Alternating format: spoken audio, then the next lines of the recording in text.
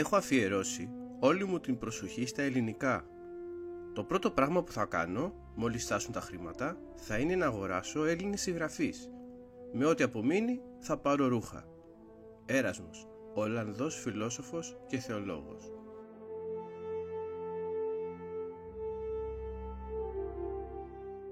Κεφάλαιο 1. Αναγέννηση, θρησκευτική μεταρρύθμιση.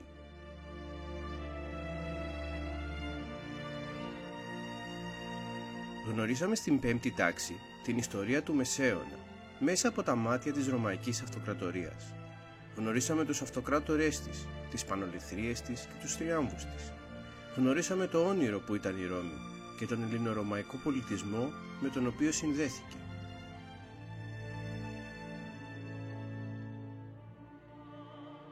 Η πτώση της Κωνσταντινούπολης στα χέρια των Οθωμανών ήταν ένα συγκλονιστικό γεγονός για την ιστορία, το οποίο σημάδεψε το τέλος του Μεσαίωνα και την αρχή μιας νέας εποχής.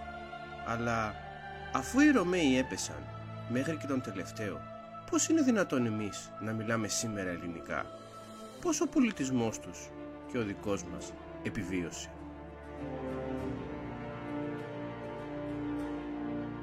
Καθώς οι Οθωμανοί πλημμύριζαν την Κωνσταντινούπολη, κοσμοσυρωή επικρατούσε στο λιμάνι της, όπου τα πλοία με τη σημαία των Ιταλικών κρατών γέμιζαν με πρόσφυγες. Ανάμεσά τους ήταν πάρα πολλοί λόγοι, οι οποίοι κουβαλούσαν μαζί τους κομμάτια από το φως του ελληνορωμαϊκού πολιτισμού.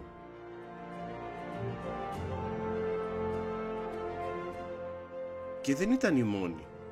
Όσο το Βυζάντιο κατέρεε σταδιακά, πολλοί Βυζαντινοί αποφάσισαν να μην παραμείνουν στα εδάφη της Οθωμανικής Αυτοκρατορίας. Σε μια ηρωνία της τύχης, βρέθηκαν μετανάστες στην Ιταλία. Οι Βυζαντινοί, απόγονοι των Ρωμαίων, επέστρεφαν στη γη εκείνη που είχε γεννήσει τη Ρώμη.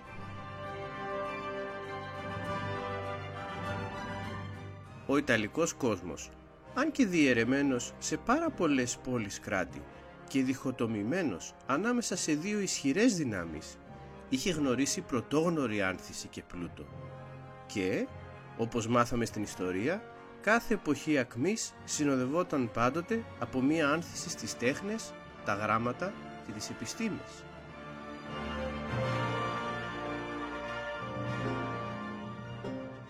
Συνέβη και εκείνη την εποχή, αρχικά στην περιοχή της Βόρειας Ιταλίας, να εμφανιστεί μία τάση για μελέτη της σοφίας των αρχαίων κειμένων. Κειμένων που έφεραν οι Βυζαντινοί από την χαμένη πια Ανατολή, γραμμένων σε μία γλώσσα που εκείνοι μιλούσαν έπειτα από αιώνες, στα ελληνικά. Και έτσι γεννήθηκε το κίνημα της αναγέννησης, η επιστροφή στη μελέτη του ελληνορωμαϊκού πολιτισμού. Για τα επόμενα 200 χρόνια η Δύση άρχισε να ανακαλύπτει και πάλι ιδέες που είχε ξεχάσει από καιρό. Και ενώ το όνειρο έσβηνε στην Ανατολή, το φως του μεταφέρθηκε στη Δύση.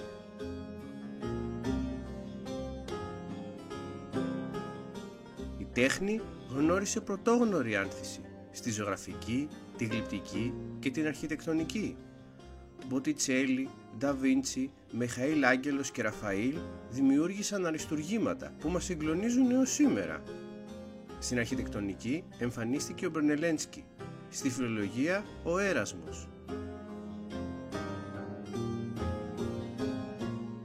Στα γράμματα ο Ισπανός Στερβάντες, στο θέατρο ο Άγγλος Σέξπιρ και στη ζωγραφική ένας κριτικός, ο Δομήνικος Θεοτοκόπουλος, γνωστός και ως Ελ Γκρέκο, δηλαδή ο Έλληνας.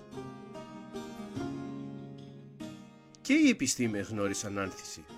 Ο Κοπέρνικος διατύπωσε την ηλιοκεντρική του θεωρία και ο Γαλιλαίος υποστήριξε ότι τα ουράνια σώματα κινούνται. Ακόμη, η γνώση στην ανατομία και στην ιατρική αναπτύχθηκε.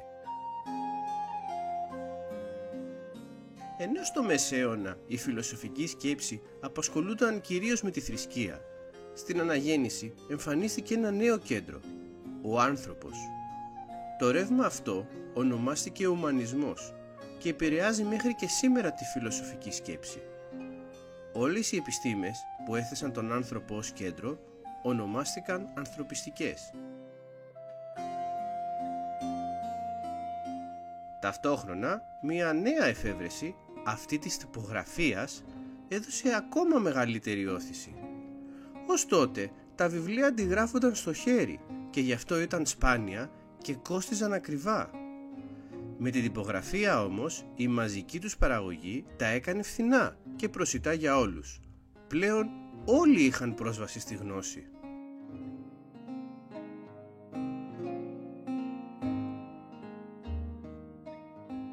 Όμως αυτό σημαίνει ότι το προνόμιο της γνώσης δεν ήταν πια μονοπόλιο των λίγων.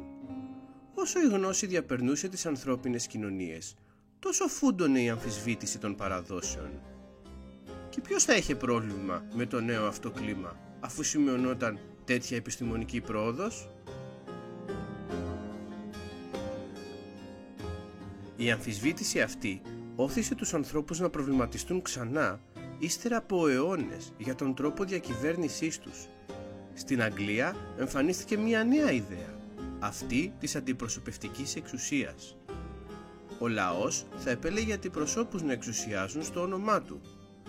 Αλλά αν οι βασιλείς έβλεπαν την εξουσία τους να απειλείται, τίποτα δεν συγκρινόταν με τα προβλήματα της Εκκλησίας. Ένα πρωινό, κάποιος Γερμανός ιερέας κάρφωσε στην πόρτα του καθεδρικού της Βιρτεμβέργης ένα κείμενο 95 σημείων, όπου αμφισβητούσε τις θέσεις της Καθολικής Εκκλησίας. Αυτός ήταν ο Μαρτίνος Λούθυρος. Οι διαφωνίες του βρήκαν τεράστια απήχηση και σύντομα ο χριστιανισμός βρέθηκε μπροστά σε μια νέα κρίση. Την ίδια εποχή εκφράστηκαν και οι απόψεις του Ιωάννη Καλβίνου στην Αγγλία και του Ούλριχ Σβίγκλιου στην Ελβετία. Η Καθολική Εκκλησία αντέδρασε προτείνοντας μια σειρά καθολικών μεταρρυθμίσεων, όπως την ίδρυση θρησκευτικών ταγμάτων. Όμως η αντίδραση αυτή δεν ήταν αρκετή και ο καθολικισμός διασπάστηκε. Οι διαφωνούντες ονομάστηκαν προτεστάντες ή αλλιώς διαμαρτυρόμενοι. Ο θρησκευτικός διχασμός χώρισε τα κράτη της Δύσης θρησκευτικά και όπως κάθε θρησκευτική κρίση οδήγησε σε φρικτούς πολέμους στην Ευρώπη.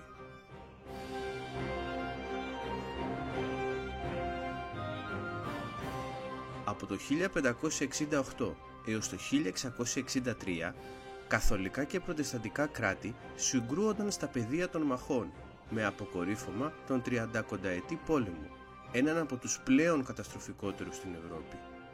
Για άλλη μία φορά, οι χριστιανοί εγκλωβίζονταν σε διαιρέσεις που τους εξασθενούσαν. Και όπως έχουμε δει στην ιστορία επανειλημμένα, αυτό το γεγονός δεν πέρασε απαρατήρητο από τους γειτονές τους και ειδικά την ανερχόμενη Οθωμανική Αυτοκρατορία στην Ανατολή, και θα δούμε ότι ούτε απαρατήρητο πέρασε, ούτε ανεκμετάλλευτο.